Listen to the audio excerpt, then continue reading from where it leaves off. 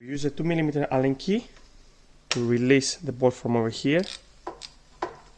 I see it's like a really small ball over here, so this releases the tension from the ball over here. And then if you check, we have a flat screwdriver over here.